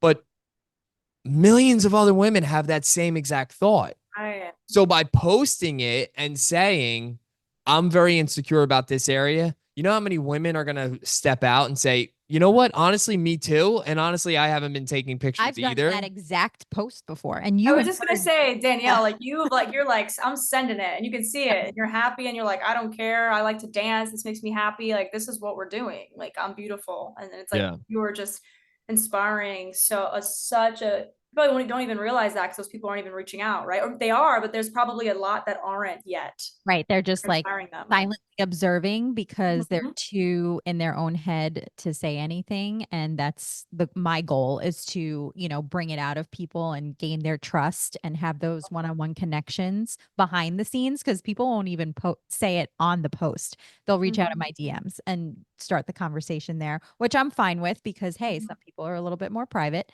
But it's that part of the coaching that really does bring me joy is, bringing others to those realizations. And like you said, it's kind of a little bit like therapy. Mhm. But it does open their eyes to see like, oh, I'm not alone. And then when they have Right. somebody who's been there to empathize with them, they feel safe. I get 100%. very insecure about posting these podcasts. Oh yeah. At first Like I was I hold on to episodes. Like I'm 5 episodes backlogged You right won't now. hear this on the internet for another 6 weeks now. No, no, no. It won't be that. It won't be that long. But the okay. thing is that well, I plan this weekend is to like really do a lot of editing and stuff because first off, I don't even have a 9 to 5. I have a 5 to 5. I work from 5 p.m. to 5 a.m., which takes a huge chunk out of my week, right? Between Mhm. the travel to and from Get work. it. Like I really don't have much time Monday through Thursday, but I do have Friday, Saturday, Sunday off. And I need to start to utilize the time that I do have to build the things Mhm. that I want to build for the future. And I really believe in this podcast. I believe in the guests that I'm bringing on. I think people need to hear these stories. Mhm. And sometimes my hangups are on things like the word like dude, I'll listen to it I while during know. editing and I'm Mhm. like why do I keep saying the word like, why do I keep saying like and like and The most critic things that comes out. most people don't even recognize that I'm saying, but for me I become my own worst critic, I become my Mhm. own worst enemy, and then I don't post anything. I edited something, hand to God, I edited something on Sunday and I didn't like the way it sounded, everything. When I finished the episode, I loved everything about it. It was like the perfect episode. It was very me. It was just me and Danielle. It was a conversation that we had, and it was funny in the moment. It was a great podcast, a lot of good content. But when it came to like actually posting it on YouTube, I'm still sitting on it. I still have not hit publish because Right. something inside of me is like, wait, listen to it one more time, make sure that, and it's like, who gives a shit? Just post the Cares. thing. You see the Who stuff we see on cares? Instagram? People are out here just saying reckless things and doing things that you're like, what? And half the time it's super stupid, but they just have this, let's send it. We're gonna close our eyes and just and then And I we're the think ones that's the way that you have to yes. do it. All That right, is the way fine. because if you're going to post it like that with all of your insecurities out there, that is what's going to attract people the most The because they're going to look authenticity. at that and they're going to say, wow, why can't I say that? Or why can't I do that? When I Mhm. first started talking about sobriety, like it was not something that people were talking about on social media Mhm. during Yes. that time. Like it was like those posts when I was saying like, I've spent a lot of time drinking. It made me feel so insecure because I was in the military. Like that's part Mhm. of Culture. our Navy fight song is drink to the foam. Like it's part of our culture, Mm-hmm. right? And then all of a sudden I have to come out as like I don't want to be part of that culture anymore. I want to be part of the veteran drinking thing and the PTSD. I don't want to be Mhm. part of all that stuff anymore. Like I want to take control of my health and I want to be a better role model for my daughter and a role model for my community. Me having to go on Facebook and say like, "Hey, I'm losing weight. Here's my before and after picture and I've also quit drinking." Yes, it's yeah. But let me tell you something. Go into my Instagram earliest posts, like the at the James Urban on Mhm. Instagram. The earliest posts that I put out are my favorite because I started that Instagram page as I was getting sober, and I used it as my own personal motivation. Mm-hmm. So It's a like a lot of journal. this stuff is, it's like a journal. A lot of Yes, it is exactly. quotes, and I spent a lot of time like typing and not in the comment section. What do you call that? The Caption? caption. Yeah. Mm-hmm. I spent a lot of time with in the caption, just writing like how I was Yeah. feeling and the things Cathartic. that were going through my mind. And I was newly sober. So like I had thoughts that I never even thought of before. Like really, it was like You're this rewiring your awakening. brain. Yes, it was like an awakening. And I just like was writing, going back, and every once in a while I do, not often, but I'll Mhm. go back and I'm like, where did that person go? Or that person's still here. It just Exactly. Oh, like I hate that. suddenly I I do the same thing. allowed some of these outside influences, these Mm-hmm. voices to re-enter my Mm-hmm. mind. And it's like, get rid of that stuff. You don't need it. It serves you no purpose. It doesn't do any good for you. Post the things that make you feel uncomfortable. Mm-hmm. Post the things that you know that people are going to relate to. And those things that people relate to are the conversations that are kept secretive. Exactly. Yeah, and then they're happening, these conversations are happening in other groups and behind closed doors. I'm sure there's plenty of people who are like, I can't live like this anymore. I'm ready to Of make that course they change. I need help. Like it's happening. The country is going through a rough time.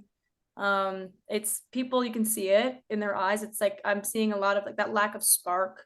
People are just making it through and they want to break out of that cycle, right? Or they haven't yet, but they will soon and they're not ready. It's like kudos to you first off to stand up and make that radical movement, right? And going against the grain, because that's the biggest thing is like we're wired to be social creatures, and then Yeah. it's like not in us to go against that. It's evolution, and you go against that, you're gonna die, you're gonna you're gonna be left behind. And so to speak up and to stand out and say this is, I'm taking control of my life, not just following this emotional roller coaster of everyone else and just following Right. the pack. Let's stop making it such a taboo topic and Yeah. really making this a journey for everybody to get on. And I think by you sharing your story is going to enlighten people, and it's going to allow people to take a step. And the people that are already your followers that don't Mhm. like it, and they're gonna unfollow you. I had quite a few people that did Perfect. the same Okay. exact thing. Perfectly fine. You know what I noticed? Let It's them so go. A good. lot of my numbers on Facebook specifically have been going down lately, and I've been feeling really good, right? Mhm. So that's a good correlation, right? People are getting like mad at me for posting that I feel good. They're Exactly. like Or they might think that unfriend. thought of like, Because social media is the ultimate mirror. I'm telling you, if you see someone living their best life, or if you see someone dancing and you see someone being happy or whatever it is, sometimes it makes you think about yourself. And it mhm, makes you look at yourself and say, like, why can't I be that happy? Why can't I dance like mhm, nobody's watching? Uh, mhm, why can't I post something like that? They don't look at it like that because they're usually a hurting individual. What they like to do is they like to point at you and they be like, oh, F this freak. You know what I yeah. mean? Or Oh, they who does forward she it to think someone she else. Like is? they forward it to someone else and say, hey, like what's going on here? And it's like, They talk but about you behind your yeah, back. it's like go for it, whatever. I used to hear that too. It's like, yeah, you have this certain personality. I've heard it all the time growing up. Is like, especially high school and college and stuff. Like you have this strong personality, and you just you're just being you. And I'm like, what does that mean? Like, why? Because I've always been someone who's asked questions, or maybe I've pushed something, like pushed things out of the norm, and I'm like, well, why are we doing that? And I have the uncomfortable conversation. That's one thing I love doing. I'm like, I want to have the uncomfortable conversation and Absolutely. poke a little bit, because not just to have a fight or to challenge all the time. It's more of like, let's talk about it so we can grow and I can understand what's going on. Like let's really get deep. And yeah, I don't know. I think I think of getting out of that too, that self-limiting belief of like, oh, I'm being a certain way. It's like, no, I'm being me. I'm not being a certain way. I'm being me. And a lot of Mm. people maybe want to express themselves that way, but haven't found that voice yet. So it's like I'm Mhm. going to continue to be me, and whatever's the most authentic. I want that to be the same. with my clients, with my family, with my friends, with you guys. Like the way I'm talking to you guys is going to be the way that I'm talking to my friends that I'm going to see tonight. And I want that to stay the same across the board. And I want other And people to just keep feel that. praying for them. Huh? And Just keep praying for them. yeah, no, 100%. I'm just lucky And that I see people around me that are healthy. Like that's what I'm, to be honest, like it's gotten to a point where I don't even see that I don't even surround myself like with it because I know I can't even hang out if someone's like really feeding themselves shit. And I'm not going to say I'm better. It's more of like, if you are feeding yourself crap all the time, I can't eat it with you. So what are we doing? I'm not going to binge drink with you and I'm not going to eat that food. And then now you're also feeling like crap, probably you're stressed out, maybe your levels are low and we're not gonna be on the same vibration. So I always say Yeah. like the same frequency. Frequency. Like I don't want to say I don't Ah. like that person. It's more of like, hey, that person's not on my frequency right now. Like we're good. Yep. Don't worry about it. It's fine.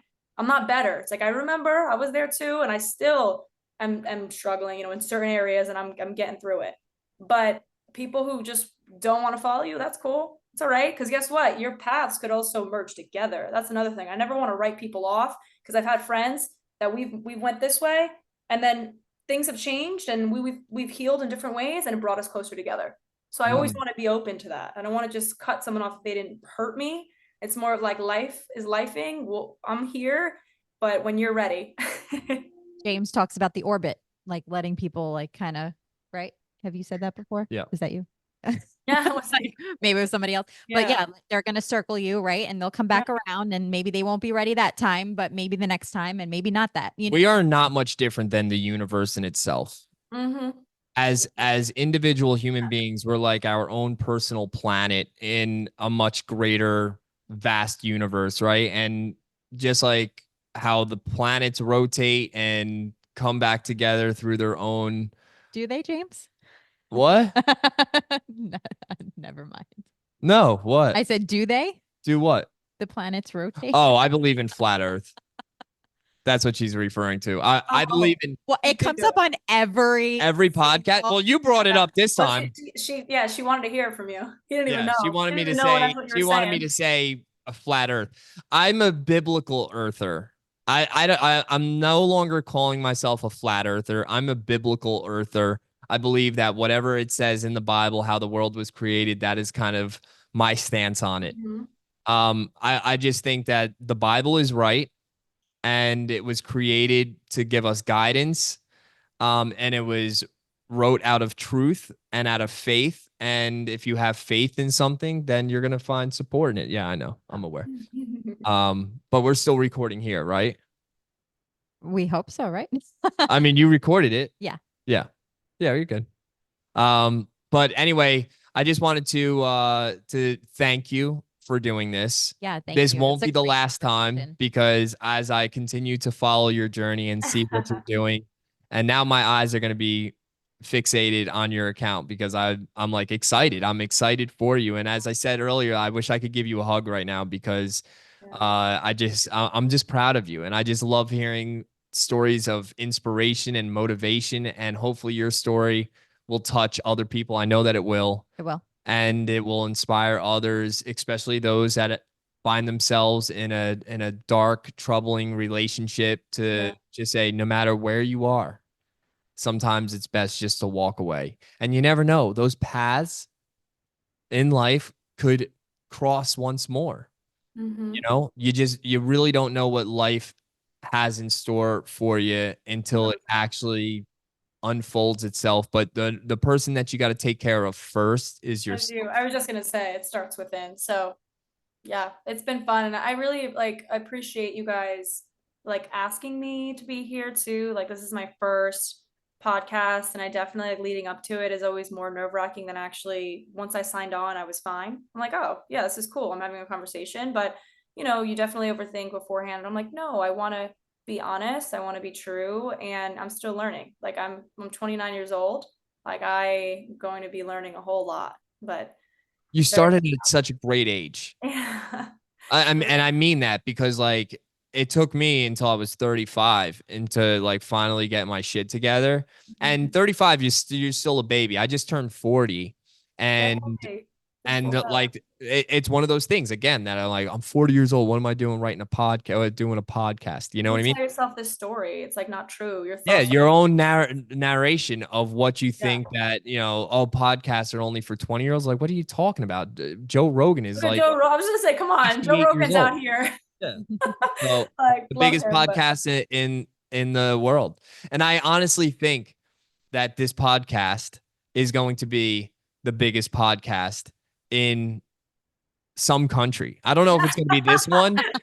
I don't he's know if it's going to be in this one, but like like crazy I there. keep saying, I'm going to finish it with this. There's this app, an AI app that will change your voice and put your message, like it'll take this podcast Mhm. and use your vocals and your mouth movement, but will translate it into Vietnam or Vietnamese or in Yes, yes. Italian or Mhm. Spanish or whatever. Mhm. And I was thinking, I don't know if I'm going to be the first podcast to do it because I'm sure someone else is doing it, but I'm Right. going to take this and transcribe it into 100%. multiple languages. Agree. And that AI app does it in 25 languages.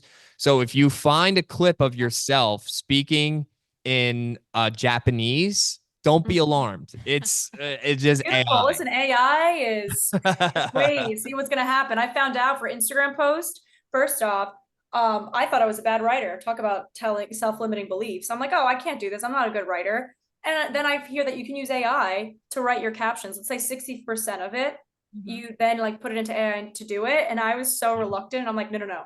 I'm sitting in my bed for 2 hours and we're gonna figure this out. Like, not yet. I'm like, I'm not ready. But just to know that that's possible, I'm like, holy crap. And you can use I just AI had for an fun. AI expert on the podcast. It was my very first in-person podcast, Wow. and we sat across the table and just, hammered out AI. He writes code for Mhm. AI and builds AI models. And yeah, he's very confident that it's sentient and that it's a living thing. Not breathing, but it's definitely living and it's going to be able to reproduce itself and it's going to Yeah. but it's interesting where it's going. Where yeah, But I'm excited to see what this happens. podcast is going to be AI. And the only thing that is really going to be authentically not AI is going to be the conversation itself. But when I repurpose this and cut it into Clips. clips, bite-sized clips for Instagram, TikTok, Mhm. so on and so forth, Mhm. all of that is going to be done by AI. All of the transcription of this is going to be Yeah. done by Yeah. AI. So, yeah, and then hopefully we're going to remodel it to where it's going to do it in different languages and drop it for those specific countries. Right. It's a great idea And to get your yeah, message that's across. That's my awesome. idea. I love And I think yours is going to be an amazing health, energy, spiritual guidance. Isabella, you are it. amazing. Yes, thank you so And much I'm for the so glad that you decided to Guys. do this with us. I'm so proud of you and everything that you've accomplished thus far. And it's only been a year. Mm. Yeah, it's nuts. I'm Twin excited. I'm flip. excited. And it just feels so good to let this out. And you guys have such an amazing energy. And it's really cool to see what you're doing and learn more about it, right? Not just by the screen, but really hearing it from you live. So yeah, let's stay connected. And I'm really, really happy We that you we guys have should. What I'd like to do is start doing like follow up. follow up, check-ins. like every year on the day that we did this. An anniversary. Yeah, like an anniversary of like where you are now and where, and I'm guarantee you that you're gonna be like, yeah, I'm completely sober uh, now I'm creating my own dance, spiritual dance events and. Yes, Uh, yes. yeah, I see The great things vibe. for you in the future. So keep your energy high, always keep your faith, always stay healthy and watch what you're eating and watch what you're consuming, not Mhm. just in your mouth, but on the TVs and all this Yes. other stuff. That's one of my issues right now is like I got to get off the Netflix again. I canceled it. I joined it again and I got to cancel this shit again. I got to get the fuck off of Netflix. It's no good for you. It really is. It's terrible. But we love you. Yes. Oh, You're love you proud of guys. you. And Seriously. you're really are like a cosmic goddess. So continue spreading your love and joy for the world. And thank you everybody for tuning in to this episode of the Urban Movement Podcast. Thanks for tuning in to the Urban Movement Podcast with James and Danielle Urban. Be sure to follow, like, and share on Instagram, YouTube, and TikTok at Urban Movement Podcast for even more content. And don't forget to connect with your hosts, James and Danielle, on X at @TheJamesUrban and at Danielle_Urban_. Keep moving forward and embracing your journey with us at the Urban Movement.